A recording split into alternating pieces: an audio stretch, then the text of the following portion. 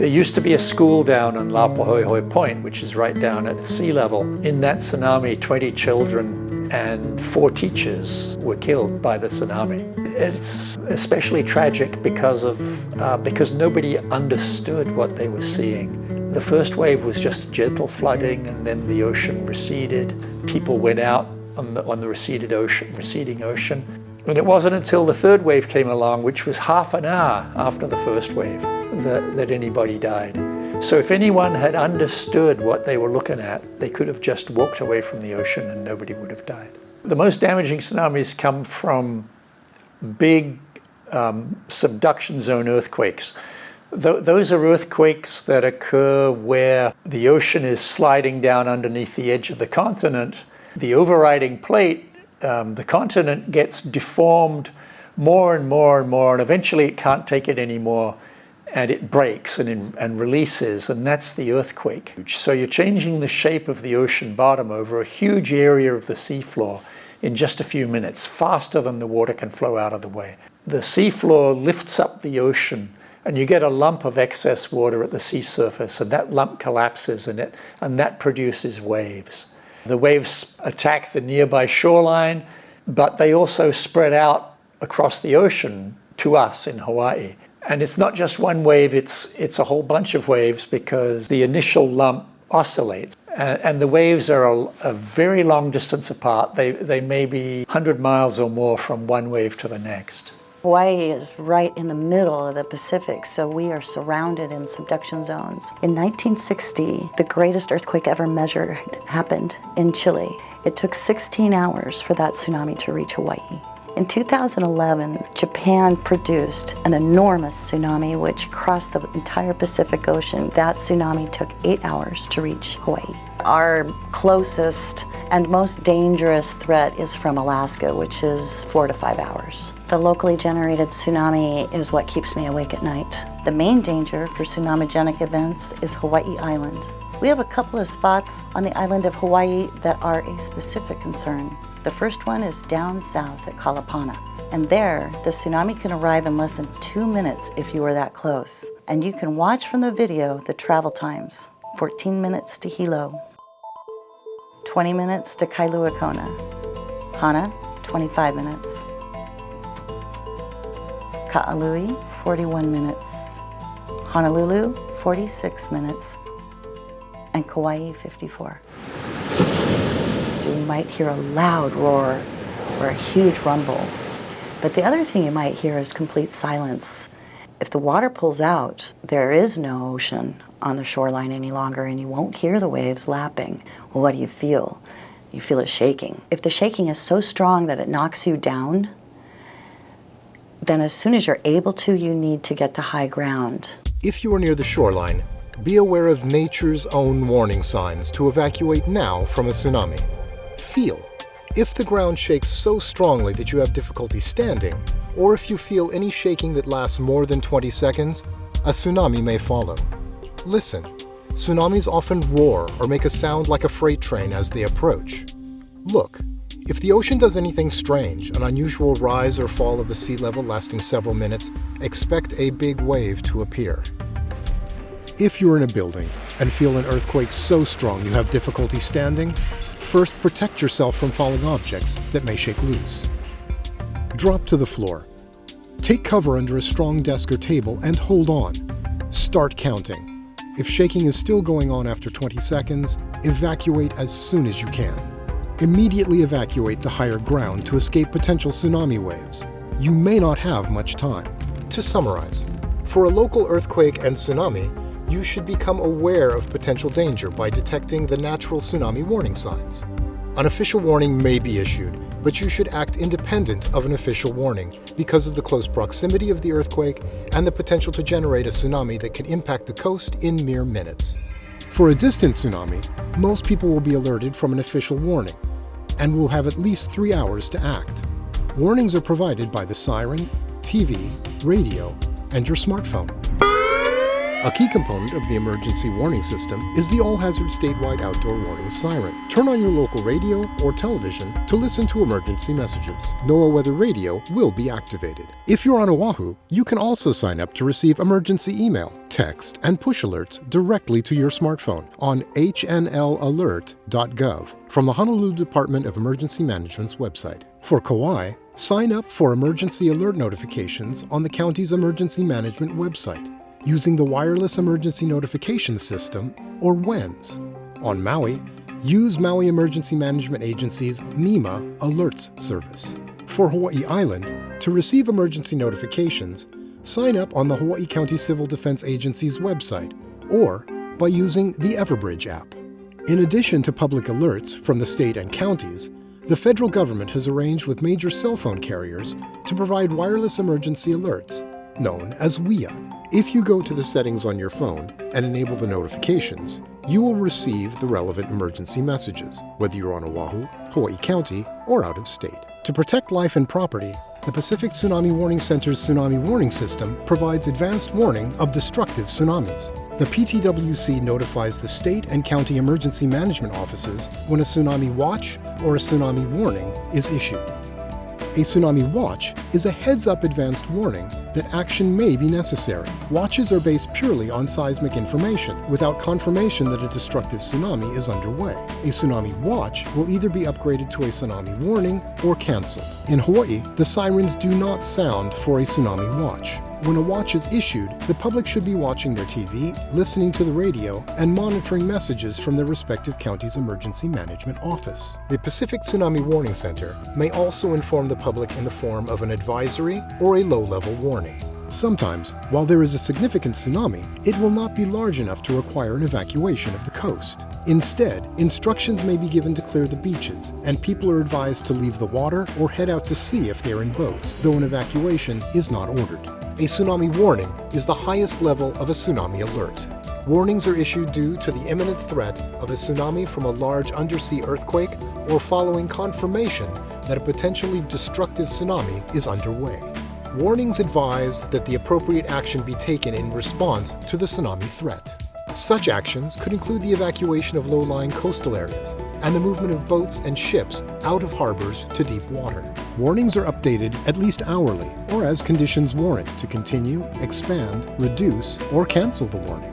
In Hawaii, the outdoor warning sirens will sound at least 3 hours before arrival for a distant tsunami. To prepare for a warning, residents near the coast should prepare an evacuation kit with basic supplies including food, water, sanitary items, medication, a radio, and flashlight. Carry this kit in a backpack or duffel bag. When a tsunami warning is issued, it is most likely to be for a tsunami similar in size to the ones we've experienced historically, from 1819 to 2020. These past tsunamis help us define the tsunami evacuation zone.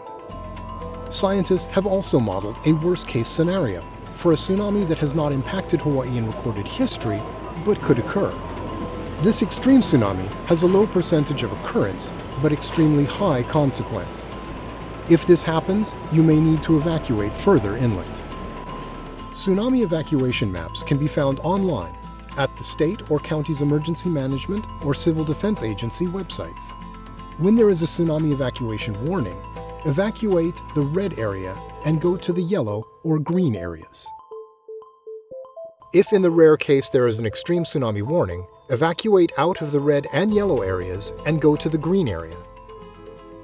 The key to remember is to evacuate along the route and to the location that's in your family's emergency evacuation plan. Your emergency evacuation plan should cover all family members under different scenarios, such as if someone is at home, work, or school. Each member of your family should know what to do and where to go, regardless if you are together or separated. It is important to review and discuss the plan each year, especially if there are any changes to a family member's status. In your family emergency evacuation plan, you should have an emergency communications plan. All family members should be able to contact each other during an emergency, preferably by text. In your communications plan, designate a person out of state that will serve as a central contact to help coordinate or reunite family members if they become separated during an emergency. During an incident, phone lines may become overwhelmed. Limit phone calls to help keep systems clear for emergency responders. Use text messages if you must communicate. To develop your family emergency evacuation plan, consider where your home, your work, and where your children attend school are in relationship to the tsunami evacuation zone and the extreme tsunami evacuation zone. Your family emergency evacuation plan should map out a route and final destination whether you are coming from home, work, or school. Anywhere outside an evacuation zone should be safe. You only need to reach high ground away from the coast. You may need to stay at the evacuation site for several hours, so prepare your evacuation kit accordingly. When a tsunami watch is issued, watch your local TV or tune into local radio, as well as NOAA weather radio for emergency information. Prepare to implement your emergency evacuation plan. When a tsunami warning is issued, evacuation alerts will be broadcast over local radio and TV, your county's emergency alert system, by wireless emergency alerts or WEA, and by local authorities over social media. Should you hear an outdoor alert siren, turn on your radio or TV to listen to the emergency message. During an evacuation alert, the public will be advised of which tsunami evacuation zones to evacuate from. This will either be the tsunami evacuation zone or the extreme tsunami evacuation zone. Evacuate as quickly and safely as possible to the destination in your emergency evacuation plan with your evacuation kit. Let's now go through some specific scenarios. For families with students that go to a school that is located in a tsunami evacuation zone, do not drive to pick up your children during a tsunami warning. This will add to traffic congestion, prevent emergency vehicles from reaching their destination, and expose people to unnecessary danger. All schools located in a tsunami evacuation zone have their own tsunami emergency evacuation plan. Parents should familiarize themselves with their child's school emergency evacuation plan. Schools located within emergency evacuation zones should communicate their emergency plans to parents each school year. If you do not have this information, ask the school to provide it. You should review this plan and resolve any questions regarding evacuation and student pickup with school officials at the beginning of the school year. Parents should not attempt to pick up their children, as this can cause unnecessary traffic congestion and danger. Listen to the radio and TV for instructions. When the all-clear signal is given, follow the pickup instructions in the school's emergency evacuation plan. If you are at home and outside the evacuation zone, stay there and off the roads. If you are at a home that is located inside an evacuation zone and a tsunami warning is issued, initiate your family emergency evacuation plan. Evacuate as quickly as possible with your evacuation kit. If you are at work and outside an evacuation zone when a tsunami warning is issued, refer to and initiate your workplace emergency evacuation plan. Stay at work and off the roads. If you are at work and in the evacuation zone when a tsunami warning is issued, initiate your family emergency evacuation plan. Evacuate as quickly as possible with your evacuation kit. For a locally generated tsunami, there may not be time for an evacuation warning to be issued. Your signal to evacuate will be nature's own warning signs. A strong earthquake, making it difficult to stand, the sudden rise and fall of ocean water, or a loud rumbling noise from the ocean, or silence. If you are near the shore or at a beach, immediately head away from the shoreline to higher ground. If you are caught near the shoreline, consider using vertical evacuation. To vertically evacuate, proceed to the 4th floor or higher, preferably in a building that is 10 stories or taller. Vertical evacuation is the preferred method of evacuation in Waikiki. In all other areas, get out of the applicable evacuation zone as quickly as possible, and only use vertical evacuation as a last resort. For any tsunami, get out of the applicable evacuation zone as quickly as possible. If you are in a densely populated area, such as on Oahu or Maui, the use of cars to evacuate can cause traffic jams and gridlock that traps people in the evacuation zone. So plan to walk to a safe location if possible. If traffic gridlock will not be a problem and distances are great, driving out may be necessary. If you are already driving or in a vehicle, initiate your emergency evacuation plan. Proceed to higher ground and get out of the evacuation zone and off the road as quickly as possible. After evacuating a tsunami zone, do not return to the area until an all-clear has been issued from your local emergency management or civil defense agency. If the tsunami was non-destructive, the all-clear may take hours.